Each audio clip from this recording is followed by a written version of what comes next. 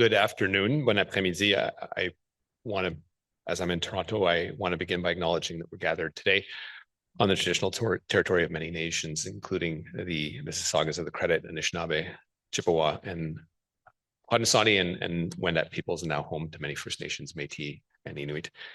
I want to thank my co-chair, the Honorable Jeremy Harrison, for his leadership in today's meeting. In particular, he is sad not to be able to join this press conference. We ended a touch early and given flight schedules, wanted to get back to his family tonight. So more than willing to accommodate, as well as all my colleagues for some pretty productive discussions today. I'm really glad we had the opportunity to meet in person. There is nothing that replaces that. To meet and to further delve into immigration needs in provinces and territories in all of Canada, as well as the opportunities and challenges that are before us. Before addressing the substance of the meeting that I just had with my provincial and territorial counterparts, I want to address a tragic event that occurred this week. I am deeply saddened to hear the news about the death of an individual in an encampment in Peel. The hearts of my family and Canadians go out to his family and indeed to all who love them. Il va sans dire que de tels incidents sont inacceptables et que nous devons collectivement faire tout ce qui est dans notre pouvoir pour éviter que de tels événements ne se répètent. C'est pourquoi, avec l'hiver qui approche, nous étudions des options à court terme ainsi qu'à long terme pour soutenir les demandeurs d'asile. To be clear, this is not a time to play politics with people's lives or point fingers. No person coming to Canada expects or deserves this fate. No person in Canada, Canadian or not, deserves the fate that this individual received. Everyone deserves the most basic right of having a safe place to rest and immediately, in this case, get through the winter. My team has been working closely with provinces and affected municipalities on finding solutions and indeed coming forth with a regional approach. I have been in touch over the past little while with Mayor Chow, Mayor Crombie, and had a conversation with Mayor Brown just yesterday to convey my condolences and discuss our support for the next steps. To help immediately alleviate pressure faced by Brampton's shelter system in particular, I wanted to point out that IRCC has relocated another 70 asylum claimants to IRCC-funded hotels this week. Au cours des derniers mois, IRCC a travaillé en collaboration avec les provinces et les municipalités concernées et affectées pour transférer les demandeurs d'asile dans des hôtels disposant de places disponibles. We do have more information to share soon, including the work we are doing on a regional reception center near the airport to support a substantial amount of these individuals. The work ahead of us isn't something that we can nor should we accomplish alone. We do need the collaboration with provinces to address the asylum seekers crisis generally, and especially here in Ontario. En ce qui concerne le forum d'aujourd'hui, nous travaillons ensemble avec les provinces, territoires pour accueillir des nouveaux arrivants talentueux afin de répondre aux besoins en matière de main-d'œuvre tout en répondant aux pressions exercées sur le logement et les services d'aide à l'établissement. Indeed, that was a strong theme of today, and there is also no doubt that we need trade workers to build homes and nurses and healthcare professionals for our hospitals and long-term care facilities. Communities across the country need newcomers to balance our demographics. We know that. We're hearing that loud and clear. It's why our recent annual immigration levels plan focused on supporting Canada's economy and on supporting the needs of provinces, territories, municipalities, and employers.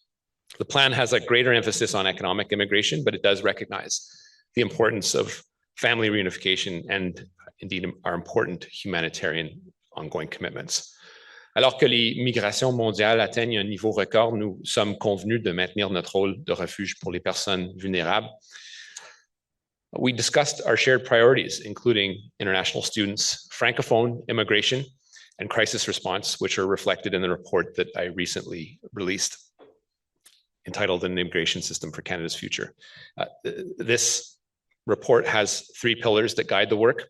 First, improving the welcoming experience for newcomers. Deuxièmement, nous devons faire mieux pour cadrer nos programmes, systèmes et services d'immigration avec les besoins du marché du travail et du travail canadien. And third, importantly, developing a comprehensive and coordinated growth plan, one that brings governments and partners together to ensure that we have the services and supports that newcomers need to succeed.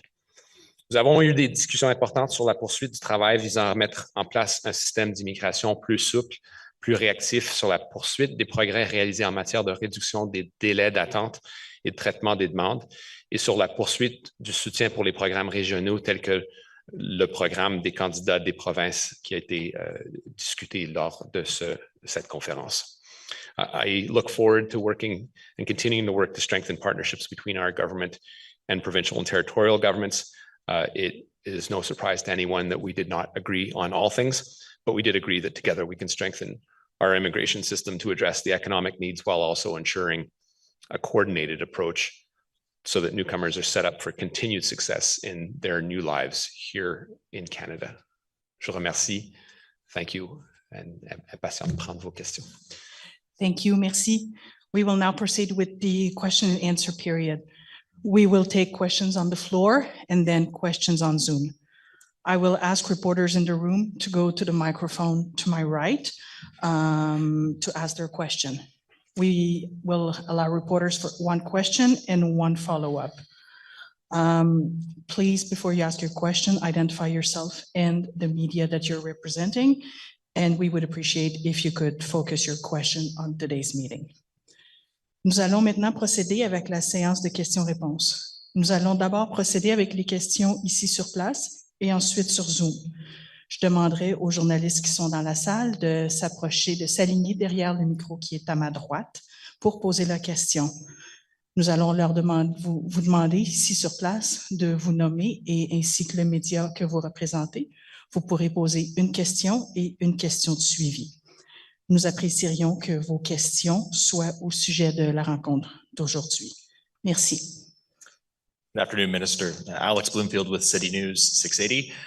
Just following up on the topic you brought up about Peel Region in particular. I was there with Mayor Brown yesterday as basically he laid out that without funding by next week, he fears that more lives will be lost. Was there anything tangible in terms of money heading to any GTA region to deal with particularly the asylum seeker strain upon the shelter systems that they're facing? Yeah, look, it's an excellent question. I was able to speak to Mayor Brown particularly on that point and give him assurances that there was money on the table. I think over and above money and who funds it, obviously having a coordinated approach, making sure there's a regional approach, not simply focusing on one particular municipality is key. I mean, there's movement of asylum seekers, and I think there's a need for a coordinated approach. We're currently working with his team, with the Peel team, and with Mayor Chow's team to make sure that we are putting together a concerted approach to make sure that we do. And I alluded to it, but there's still work in progress before we finalize some of the discussions to make sure that there is a reception center in place where we can actually house a substantial number of those folks. That is work that I hope to be able to announce in partnership with the mayors over the coming days, and perhaps more medium and longer term solutions over the coming weeks. And again, my concern is if the same as yours and the same as the mayor's, if we don't act quickly, there will inevitably be more dramatic circumstances, including potentially death. Were there any discussions about federally owned facilities in the GTA? So obviously there was the discussions about the Welcome Center at the airport and proposals about that, but current buildings that federal government runs, opening those up for use to Toronto, Peel Region, other regions? You know, I have heard the calls to open up armories. That has been one of the specific requests. I think all of us agree that those are not necessarily ideal locations. They are perhaps convenient for short periods of time. There is, in that context, as we transition to perhaps longer term spaces for people that are seeking shelter, particularly over winter, an armory would not be an ideal space. But we need to look at those in conjunction with what the other offers are on the table, and particularly what Ontario is bringing to the table, and the coordination roles that we can all play in making sure that people are properly housed over a very cold part of the season. There are technical requirements that would be required in order to get access to some of those buildings, including in the case of buildings that are run by the armed forces, a request for assistance, which would come from the Ontario government. Again, as part of that, it has to be part of a greater conversation as to how we transition these people, regardless of what passport they carry, into something that is a little more medium to long term. Thanks.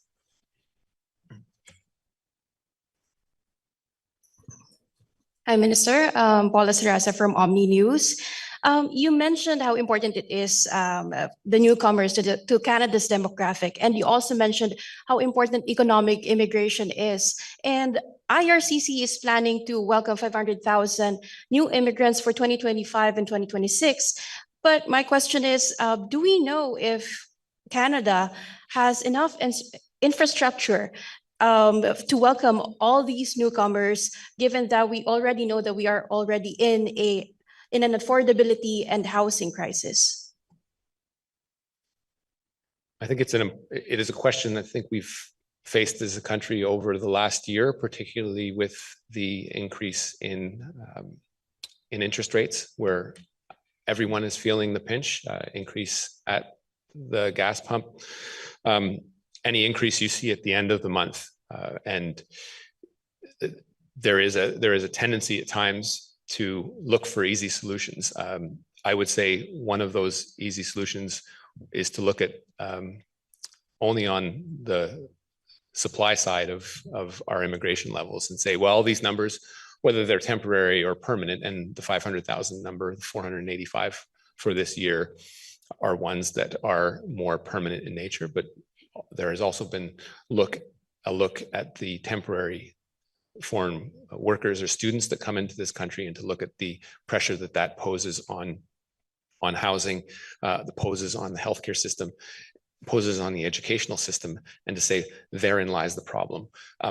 The challenge with that kind of thinking is you often neglect the fact that therein lies as well the solution and the economic needs for Canada. When we do this careful calculation every year, looking at our levels plan and what we put in front of Parliament as a statutory matter, we do a calculation as to what is those three general categories of people that come to this country, whether it's protected persons and refugees, family reunification, or about 60% of that, just a shade short of that, which is the economic side of things. We often forget the need that these people are fulfilling in our countries, and the massive labor shortages that we are facing in some very targeted industries, that they themselves are necessary in order to fulfill all the ambitious plans we have for building houses, for building infrastructure. Particularly in the construction area, we are facing a shortage of 100,000 workers. Not all those positions will be filled by domestic labor. Indeed, a good chunk of them will have to be filled by foreign labor, by people that we go out and we recruit for their skills to come to Canada. That is the nature of the discussion that we had today. How do we continue to build this important Canadian consensus with some very important headwinds that are challenging that premise, notably, as you mentioned, in and around affordability? How do we face that in a way where we make sure that the value of these people coming to this country is being clearly demonstrated? Often when we talk about absorptive capacity, it tends to be a code word for something else. Measuring it is often difficult, often impossible, but we know that it is, that we can't ignore the volumes that exist. We know that we can't ignore the impact, sectoral impact, that we have of unplanned immigration when we're not planning for the infrastructure needs of those people. Housing in the far north for people that decide to establish themselves in the north. Healthcare needs for people coming into the country that perhaps don't have the proper coverage that they have. We spoke directly about that when it comes to international student, but we can't neglect the other side of the equation, which is our healthcare system that is under stress, our construction industry that is under stress, and without those people filling those positions in a seamless way, that is getting rid of some of the accreditation challenges that we face, that the provincial counterparts, my provincial counterparts, are responsible for. we will continue to contribute to a sense that we are doing this in an unplanned, unthought through fashion. So I think we can do it as a country. I'm actually quite positive that we can do it for a country, but I think for a country of Canada, like Canada, that has built the sense that we have this Canadian consensus, we've gotten a little complacent and lazy about how we talk to people about it. And I think we need to talk about it in a way that is understanding of some of the affordability challenges we face, but also of the great benefit that immigrants bring to this country, and will continue to do so. Failure of which we will see the degradation of the products, the services that Canadians expect, especially in the context of an aging population. Aside from the high cost of living that is already a challenge for those immigrants, international student temporary workers, was it also discussed during the forum with your counterparts on how to implement, or your plan to implement, a program or a pathway for each provinces to at least have an effective or a proper program for temporary workers or the new immigrants who still have temporary status to have a permanent status and a successful life ahead here in Canada? Because we know that the recent stats, there are a lot of immigrants who are saying they'd rather leave Canada. Yeah, and I think, yeah. It's really uncomfortable, you know, not to look at the person asking the question, but no, glad to do that. So it is an important consideration. I think you've asked a number of questions there. I would encourage you to read the report that came out. I did have a chance when I met with the C.D. Howe Institute to talk to one of the authors of the report, and to really sort of tease out what that report was getting at. It was studying a period from 2016 to 2019 about people that we don't measure people that exit Canada. What was measured was 2 consecutive tax years of people that had come to Canada that hadn't filed. So the assumption was that they left Canada, which I have no reason to contest. But it was in the face of increasing volumes, and the reasons for which they leave were not immediately obvious. Obviously, there's been some well-covered media stories about the reasons people chose another jurisdiction in Canada. I think we need to look at what that report says carefully. I would caution people in drawing the conclusion, particularly in the face of unprecedented volume of people that want to come to Canada. Our department is particularly stressed by historic volume of people that want to come to Canada for a variety of reasons, and most often to make a better life for themselves and their families, and contribute to build the country. That volume is uncontestable. The reason for which people leave Canada is often something that is very nuanced, including choice. In a lot of these cases, we are fighting for some very skilled labor, and skilled labor has a lot of options to go elsewhere. So they may choose to come here and then say, well, maybe I'll go to the States, there's a better salary, et cetera. We've just done the reverse with America in opening up the H-1B category that has been well documented, and been able to get some really cool talent from the US. The results of that are yet to be measured. So I think there's a nuanced pattern there. I would caution people in sort of weaponizing this sort of story and saying people don't like Canada and want to leave. People love Canada and want to be here in increasing fashion. If that were not the case, my department would be under a lot less stress today than it is. And so yes, to your first question, the province has clearly stated, and I think you'll see that in the press release if it hasn't already been released, is they want obviously more control. They do have a sophisticated understanding of their labor market. So there is an argument there for provinces to have a more role in who they pick and choose under the provincial nomination program, where they can exercise that discretion to make people permanent residency and create pathways to permanent residency according to their own choices. The provinces do have more discretion than they did even a couple of years ago. So there's a pull and push in terms of who is best situated to make those decisions. The federal government has a very important role in this. In some of our federal skilled labor programs that we keep hearing need to be coordinated, need to be uniform, need to be national. But there is a role for provinces to play in that as well. And we certainly heard and discussed about it today. We don't agree on all the solutions proposed, but we do agree to continue the work and to continue the consensus building over immigration in Canada. We will now go to Zoom. We have a question from Rafi Bujikanyan from the CBC. Thanks very much. Hi, Minister. I'm just wondering about the situation with Afghans who have been deported from Pakistan and sent back to Afghanistan, Afghans who were on their way to Canada. What can you do as a department, if anything, to help them after they've already been deported?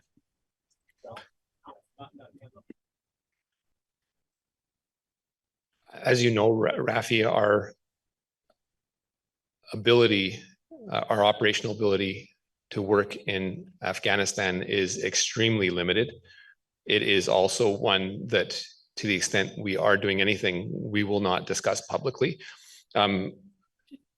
We have been in contact with our Pakistani counterparts and expressed the need to safeguard our clients, as well as Afghans generally. This is a very, very delicate situation where deft and tact are important in the relationship we have with the Pakistani government, particularly in the process of obtaining exit visas. We have gotten rather convincing undertakings from the Pakistani government that in the event these are Canadian clients and Canada is prepared to resettle them in an expeditious, in an expeditious fashion, that they will not be subject to removal. Now, all those plans are challenged by what then happens on the ground with individual decision making. There have been anecdotal circumstances of Canadian clients being deported. And that's highly unfortunate. To the extent we can continue to protect and advocate for their interests, I certainly personally will continue to do so, and so will the government.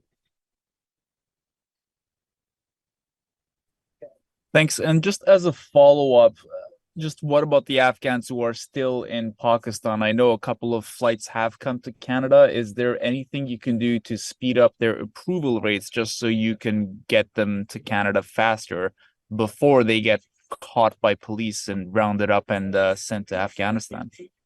Yeah, again, it's a question of scheduling, and we are doing our utmost, just getting those flights out that are often difficult logistically in and of themselves is a feat. So I am actually quite glad to see some of those flights after October 31st having taken place. It is very much a day-by-day thing and a week-by-week thing. But we again try to exhaust all options to make sure this is done as quickly as possible with respect to the clients that we have made undertakings to, and that we still and yet remain and advocate for to get out.